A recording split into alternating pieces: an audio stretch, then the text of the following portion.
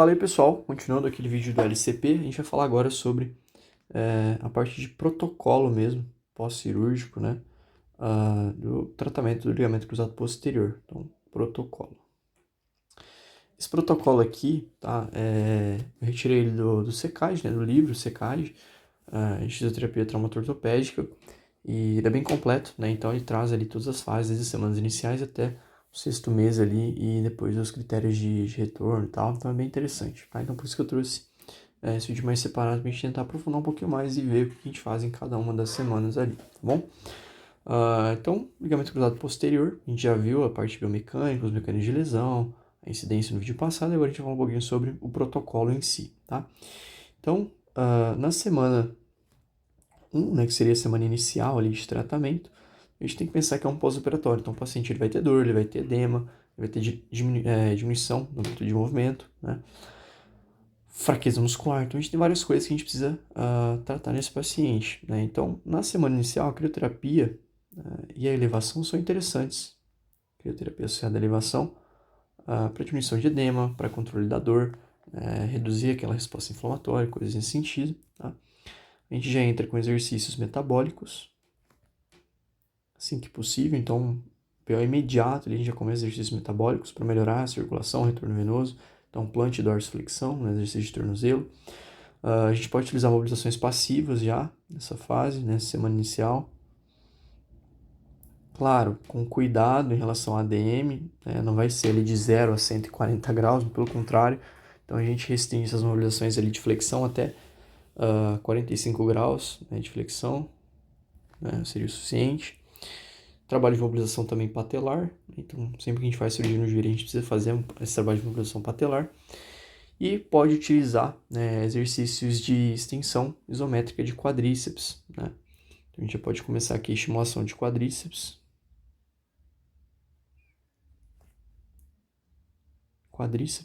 Tá?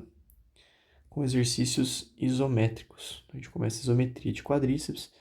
E se tiver, né, a gente já começa a eletroestimulação mesmo, a estimulação elétrica, utilizando corrente. Tá? Então, corrente Fez, corrente Alce, corrente russa, tiver à disposição aí, beleza? Para analgesia, né, os recursos que podem ser utilizados são o próprio TENS e pode ser utilizado laser também, dependendo, tá? Então, terapia manual também, então a gente usa ali recursos de analgesia, beleza? Indo para a fase 2, então na semana 2 ali, progressão. Lembra sempre que quando a gente fala de protocolo, né, tudo que eu faço na semana eu continuo fazendo na outra, só que eu vou acrescentando. Cada semana vão liberando novas coisas ali, novas etapas que a gente pode fazer, tá? Novos exercícios, enfim. Nessa segunda semana a gente já começa a fazer exercícios de SLR, né? Então eu já posso fazer SLR, que é o Straight Leg Rise, né? Exercício de fortalecimento de quadril e tal. Então a gente faz exercícios fortalecimento de quadríceps,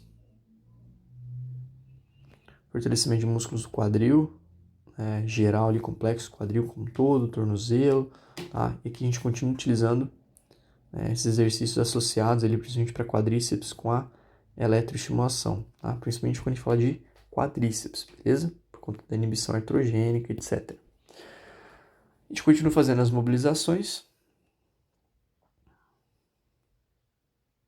Então, mobilização, a gente continua realizando, né? E a gente inicia um trabalho de fortalecimento de gastrocnêmio, que são os músculos plantiflexores, tá? A gente já começa a fazer um trabalho de fortalecimento de plantiflexores, beleza? Isquiotibiais ainda não entra na jogada. Semana 3. Mesma coisa, então tudo que eu fiz na semana 1 e 2, a gente faz a progressão dos exercícios, então aumenta a repetição, aumenta a carga, então progressão dos exercícios, aumenta a complexidade dos exercícios, né? E aí a gente já começa a introduzir aqui cadeia cinética aberta e cadeia cinética fechada com restrição de ADM, né? Então, ADM restrita. E a gente trabalhar em ângulos de proteção ali, beleza? Aqui a gente também já inicia trabalho de core, né, que é um core training, E fortalecimento muscular do quadril continua, tá? Esses músculos que a gente falou ali, fortalecimento do quadril e tal, isso vai só progredindo. Semana 4. 4 a sexta, né? Então, semanas 4 a sexta. Quarta, sexta semanas, né? Só algumas considerações aqui, né? Eu falei ADM restrita. Aqui, cadeia cinética fechada, a gente começa no início já. Cadeia cinética aberta, a gente precisa ter alguns cuidados, né? Então, na terceira semana, a gente vai utilizar um ângulo de mais ou menos ali entre 60 e 30 graus, né? Então, ângulo de proteção. A partir da sétima semana, a gente já pode utilizar um ângulo de 90, né, a 30 graus. Então, a gente já começa a ter mais flexão. A partir do quarto mês, a gente já pode fazer ADM total, né? Então, o movimento completo ali, tá? Cadeia cinética fechada. Então, isso é cadeia cinética aberta. Cadeia cinética fechada, as orientações, né, em relação ao agachamento, por exemplo, só citar aqui, as principais orientações são que na segunda semana já pode ser iniciado cadeia cinética fechada, segunda barra terceira semana, só que a gente precisa respeitar ali a ADM de até ali 45 graus de flexão. Então, o máximo seriam 45 graus de flexão. A partir da quinta semana, então acima da quinta semana, a gente já pode fazer exercício completo, né? Então, pode fazer normal ali. Tá? E a gente tem que sempre lembrar que quando a gente pensa no movimento de agachamento, por exemplo, cadeia cinética fechada, entre 70 e 90 graus, né, os estudos mostram que a gente tem uma maior translação posterior da tíbia. Então, por isso que é importante a gente tomar um pouco mais de cuidado com essas amplitudes finais ali do agachamento nas fases iniciais. Então, guarda isso para começar a partir da quinta semana, tá? Como aqui a gente está falando das semanas da quarta e quinta semanas, né? Então, aqui já pode intensificar os exercícios em cadeia cinética fechada, né? Que a gente falou ali. Então, um agachamento, a partir da quinta semana, a gente já pode fazer amplitude total, né? Então, a gente intensifica os exercícios aumentando a amplitude. A gente inicia também treino de marcha com esse paciente, né? A partir dessa quinta semana. Treino de bike sem carga, então coloca ele na bike. É bom para ganhar ADM, né? Então, bike, só que sem carga. E a gente vai continua fazendo progressão, né? Então, a gente começa a aumentar mais a carga daqueles exercícios iniciais, né? Um trabalho de core, trabalho de quadril, né? Trabalho de SLR. Então, a gente continua fazendo os exercícios de fortalecimento iniciais, só que com mais carga. A gente começa a progredir em carga, beleza?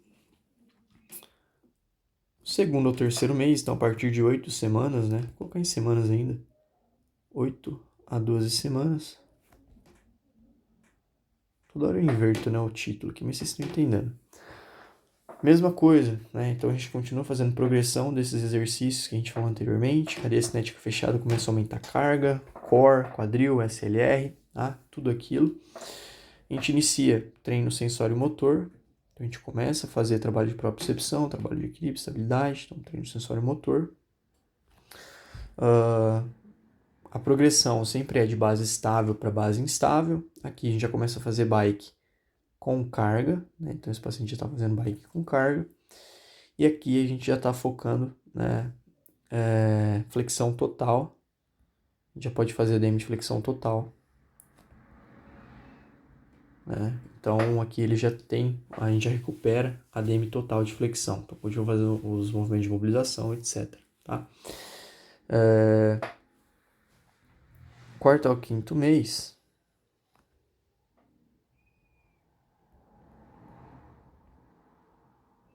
a gente vai colocar em meses. Só uma coisa, né? Aqui a gente está falando de ADM de flexão total, então a gente pode fazer cadeia cinética aberta, né? Cadeia cinética aberta, fica liberada total, ali ADM total para flexores de quadril, beleza? Sensores de joelho, perdão, tá? Sensores de joelho ali, principalmente. Quarto ao quinto mês, né? Então, mesma coisa, continua a progressão. Aqui, a gente já pode utilizar a cadeia cinética aberta para flexores de joelho. Então, cadeia cinética aberta para isquiotibiais, vou colocar. Isquiotibiais. Então, a gente já começa a fazer, por exemplo, mesa flexora, cadeira flexora, né? Então, primeiro inicia a adaptação, depois começa a fazer hipertrofia. Aqui a gente intensifica o trabalho de fortalecimento que a gente vem fazendo, intensifica o trabalho aeróbio, né? Ou seja, o trabalho da bike e tal, começa a colocar mais carga, bota esse cara para suar mais. Já começa trote, né? Cama elástica, trote normal. Já começa a fazer circuitos unidirecionais, ou seja, sem mudança de direção. É importante evitar o componente rotacional ainda. E o trote, né, que a gente já falou. Então, basicamente é isso em relação ao quarto e quinto mês, tá? Continua o fortalecimento, continua o sensório motor, continua tudo. E aí acrescenta o trote e os circuitos unidirecionais. E aí até o sexto mês, né, a gente tem ali um incremento daqueles exercícios anteriores. Então, continuo fazendo tudo que eu vinha fazendo antes, progressão, né? Aqueles exercícios anteriores. Começo a aumentar realmente treinos de força, né? Então o paciente ele já está fazendo treino de força mesmo, né? A gente está buscando ganhar força. Inicia o trabalho de pliometria, mudança de direção,